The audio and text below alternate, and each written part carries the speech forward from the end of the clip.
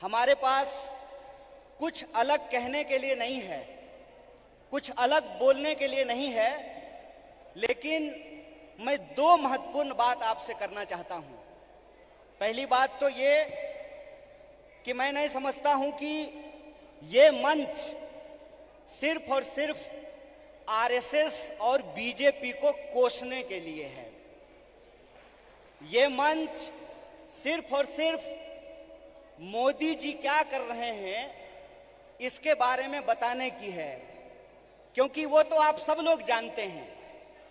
वो आप सब लोग इसलिए जानते हैं कि इस विपरीत परिस्थिति में भी वह पथ क्या, पथिक कुशलता क्या, जिस पथ में बिखरे सूल न हो, नाविक की धैर्य परीक्षा क्या, जब धाराएं प्रतिकूल न हो। इस दौर में भी कोई इंसान अगर भारतीय राष्ट्रीय कांग्रेस का झंडा उठाए हुए है, इस दौर में भी कोई नौजवान अगर यूथ कांग्रेस का झंडा उठाए हुए है, इस दौर में भी अगर कोई विद्यार्थी एनएसयूआई का झंडा उठाए हुए है, इसका मतलब वो सत्ता के लिए नहीं, सत्य के लिए संघर्ष कर रहा है। इस बात को हमको याद रखना चाहिए। इसलिए बीजेपी क्या है, मोदी जी क्या हैं, आरएसएस क्या है, मैं इन चीजों पे अपना वक्त जाया नहीं करना चाहता हूं, क्योंकि हमारे वरिष्ठ नेताओं ने, हमारे वरिष्ठ साथियों ने, हमारे वरिष्ठ कार्यकर्ताओं ने इस बात को बखूबी समझा दिया है। वो क्या कर रहे हैं ये हम जानते हैं। हमको ये समझना होगा कि हमको क्या करना है। आज जब हम इस कार्यक्रम में शामिल हो रहे हैं, जिस कार्यक्रम का नाम है बेहतर भारत की बुनियाद, तो हमारा फोकस इस बात पे होना चाहिए कि यूथ कांग्रेस का कार्यकर्ता होने के नाते, भारतीय राष्ट्रीय कांग्रेस का कार्यकर्ता होने के नाते, एनएसयूआई का कार्यकर्ता होने के नाते, सेवा दल का कार्यकर्ता होने के नाते, महिला कांग्रेस का कार्यकर्ता होने के नाते, इंटक का कांग्रेस कार्यकर्ता होने के नाते, किसान सभा का कार्यकर्ता होने के नाते हम इस देश की बुनियाद के लिए क्या करना चाहते हैं। इसीलिए आपको अपनी जिम्मेवारी समझनी पड़ेगी। कितना गंभीर दायित्व आपके कंधे पे है, इस बात को आपको समझना पड़ेगा। आज देश की बागडोर पंडित जवाहरलाल नेहरू के हाथ में नहीं है कि जिन्होंने किताब लिखी थी डिस्कवरी ऑफ इंडिया। आज देश की बागडोर डॉक्टर बाबा साहब भीमराव अंबेडकर के हाथ में नहीं है, जो विदेश पढ़ करके आए थे और इस देश की ड्राफ्टिंग कमेटी में कॉन्स्टिट्यूशन को लिखने का काम किया, बनाने का काम किया। आज देश की बागडोर 23 साल की उम्र में हंसते हंसते फांसी के फंदे पे झूल जाने वाले शहीद आजम भगत सिंह के हाथ में नहीं है। आज देश की बागडोर एक ऐसे इंसान के हाथ में है जो अपनी पत्नी की जिम्मेवारी ना उठाया हो, वो देश की जिम्मेवारी उठाएगा। बताइए, आज देश की बागडोर एक ऐसे हाथ में है जो कहता है कि पीएफआई के नाम में भी इंडिया है। मतलब कुत्ता को भी 4 पैर होता है, गधा को भी 4 पैर होता है, इसलिए सारे गधे कुत्ते हैं। अगर ये रीजनिंग मैं लगाऊं, जो रीजनिंग इस देश के प्रधानमंत्री ने लगाया है, तो मैं ये कह सकता हूं ना कि प्रधानमंत्री जी को भी 2 आंख है और गधा को भी 2 आंख होता है। बोलिए, मैं ये बात क्यों कह रहा हूं? मेरा कोई मकसद नहीं है कि मैं भाजपा, मोदी और आरएसएस की चर्चा करूं। मैं सिर्फ आपको बता रहा हूं कि कितनी गंभीर परिस्थिति में आज हम खड़े हैं। इतनी गंभीर परिस्थिति में खड़े हैं कि संस्थाओं को तो छोड़ दीजिए, व्यक्तियों को भी बोलने का अधिकार नहीं है। इसीलिए जब आज आप यूथ कांग्रेस का झंडा अपने हाथ में उठाए हुए हैं, जब आप कहते हैं यूथ कांग्रेस जिंदाबाद, इसका क्या मतलब है? इसका मतलब यह है कि जिस देश की 55% आबादी नौजवान हो, जिस देश में दुनिया का हर 5वां युवक भारतीय हो, जिस देश में 45 साल में सबसे ज्यादा बेरोजगारी हो, और जिस देश में जिस दिन कारगिल विजय दिवस मनाया जा रहा था, उससे ठीक कुछ दिन पहले कारगिल में लड़ने वाले शहीदों के परिवार के साथ कैसी नग्नता की गई है, ये वीडियो आप लोगों ने देखा है। इसीलिए आप अपनी जिम्मेवारी को समझिए। आप इस गंभीर समय में जो आपकी भूमिका है उसको आपको समझने पड़ेगी।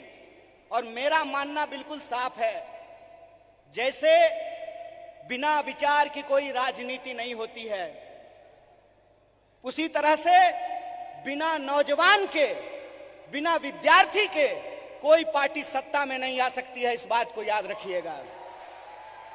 अगर आप चाहते हैं कि इस देश में सत्य का शासन हो और सत्ता पे बैठे हुए लोगों का जो अहंकार है, उस अहंकार को चकनाचूर किया जाए, जिस लोकतंत्र की बुनियाद पर, जिस जमहूरियत के दम पर आज उनको कुर्सी पे बिठाई गई है, अगर आप उनको नीचे उतारना चाहते हैं तो इस बात को आपको समझना पड़ेगा कि इस देश के नौजवानों और विद्यार्थियों को सबसे बड़ी भूमिका निभानी पड़ेगी। अगर भारतीय राष्ट्रीय कांग्रेस शरीर है तो एनएसयूआई और यूथ कांग्रेस को दोनों हाथ मलना पड़ेगा। यह बात हम लोगों को समझना होगा। जब तक इस देश का फर्स्ट टाइम वोटर, जिसके मैसेज में, जिसके स्नैपचैट पे, जिसके इंस्टाग्राम में, जिसके व्हाट्सएप पे झूठ परोस करके, मिस इंफॉर्मेशन परोस करके उनको गुमराह किया गया है, जब तक उनके सामने हम सच्चाई लेकर के नहीं जाएंगे, जब तक हम घर घर नहीं पहुंचेंगे, जब तक हम स्कूल स्कूल नहीं पहुंचेंगे, विश्वविद्यालय विश्वविद्यालय नहीं पहुंचेंगे, तब तक इस सत्ता पे बैठे हुए लोगों को हम सत्ता से बाहर नहीं कर सकते हैं और लोकतंत्र को बचा नहीं सकते हैं। जो सवाल है यहां पर कि भारत का बुनियाद क्या है, भारत का बुनियाद है इंडिया। यह बात हम लोगों को समझना पड़ेगा। भारत का बुनियाद है इंडिया, और वो जो इंडिया है, वो इंडिया एक सोच है, और वो सोच को हमको एक एक कार्यकर्ता को अपने व्यवहार में लेकर के आना पड़ेगा। अगर हम महात्मा गांधी का उदाहरण आपके सामने रखें तो किस तरह का एग्जाम्पल हमको देखने का मिलता है। गांधी जी ऐसे नहीं थे कि बुनियाद भारत के कार्यक्रम में आए हैं, कर्नाटक में सरकार भी है तो थोड़ा फोटो वोटो खिंचा करके चल देंगे, ऐसे नहीं होगा। ये मैं आपकी आलोचना नहीं कर रहा हूं, ये मैं अपनी आलोचना कर रहा हूं। गांधीवादी तरीका यह है कि चंपारण में जब किसान लड़ रहे थे तो गांधी जी शहर छोड़ करके चंपारण चले गए, वहीं आश्रम बना दिया, महीनों तक लड़ते रहे और अंग्रेजों को धूल चटा दिया। ये गांधीवादी तरीका है।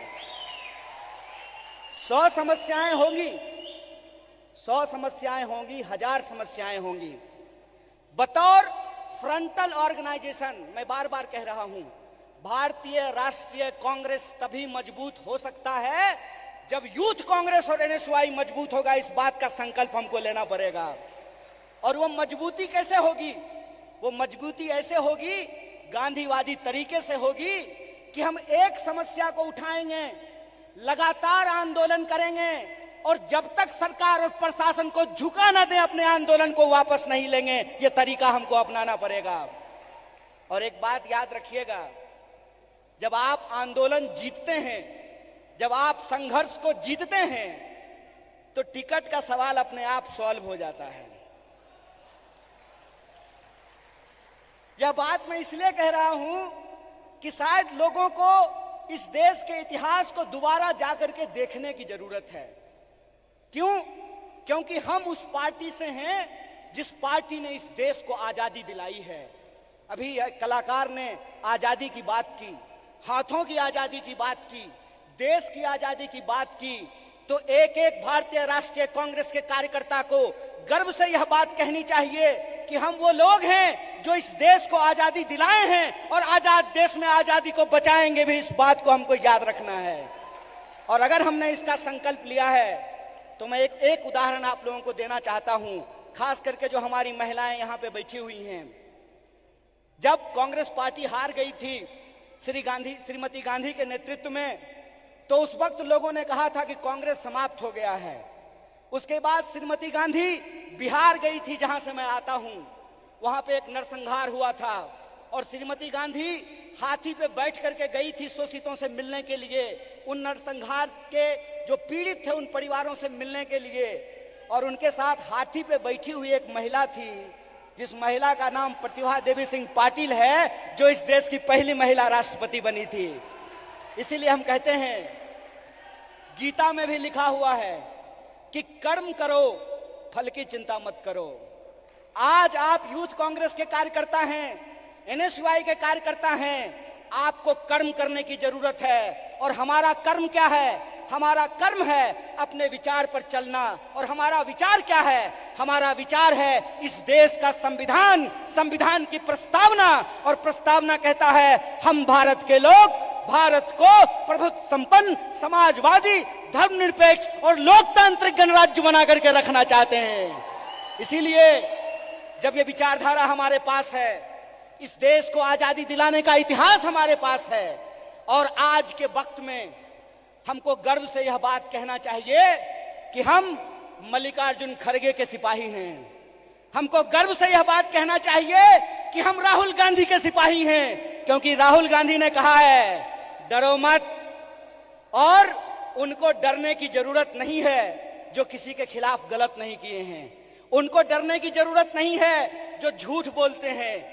जो झूठ बोलते हैं वो डरें, जो सत्य पे चलते हैं उनको डरने की जरूरत नहीं है। एक निडर सिपाही की तरह, जिस तरह से माननीय राहुल गांधी जी विपक्ष की मुखर आवाज बने हैं, उस आवाज को हमको घर घर पहुंचाना होगा। और इस देश की जो बुनियाद है, भारत की जो बुनियाद है, वो इस देश की संविधान की प्रस्तावना में लिखा हुआ है। उस प्रस्तावना को हमको घर घर लेकर के जाना पड़ेगा। कई बार कार्यकर्ता आकर के हमसे सवाल पूछते हैं कि हमको वैचारिक कार्यकर्ता नहीं मिल रहा है। साहब, गांधीवादी एक तरीका है कि सत्य को किसी गवाही की जरूरत नहीं होती है। और गांधीवादी तरीका यह होता है कि आपको बोलने की जरूरत नहीं है, एक्शन ही आपका कम्युनिकेशन होना चाहिए। आपके एक्शन में वो सारी बातें दिखनी चाहिए।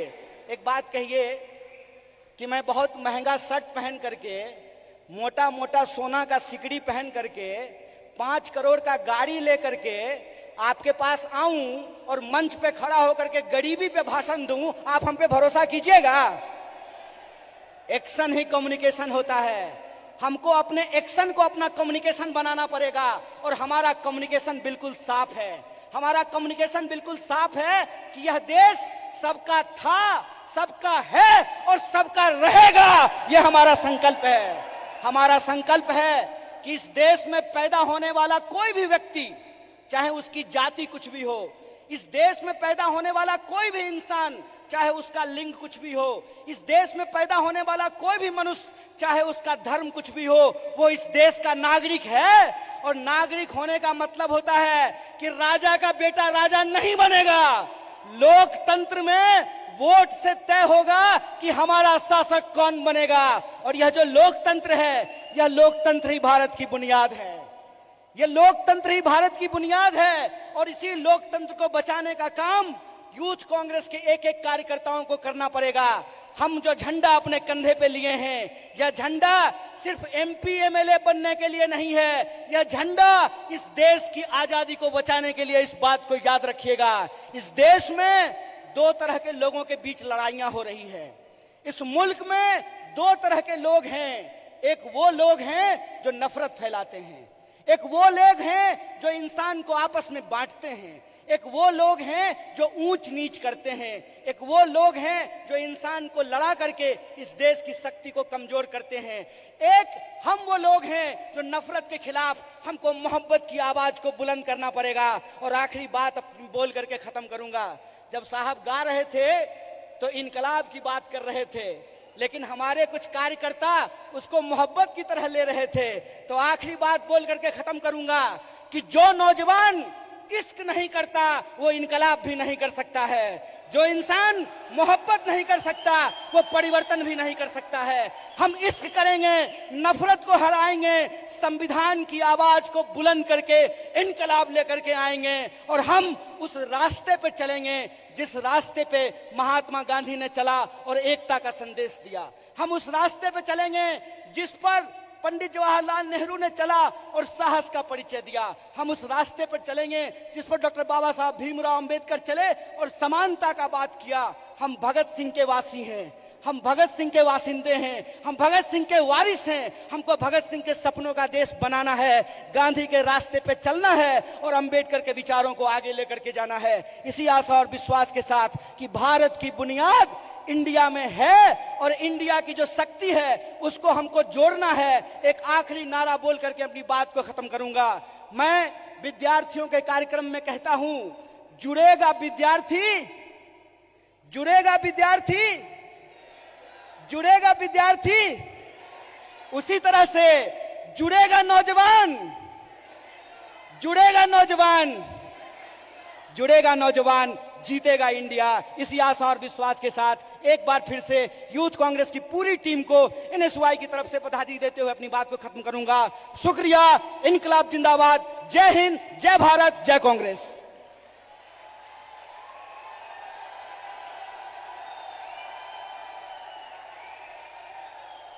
धन्यवाद कन्हैया जी, आपका ये ऊर्जावान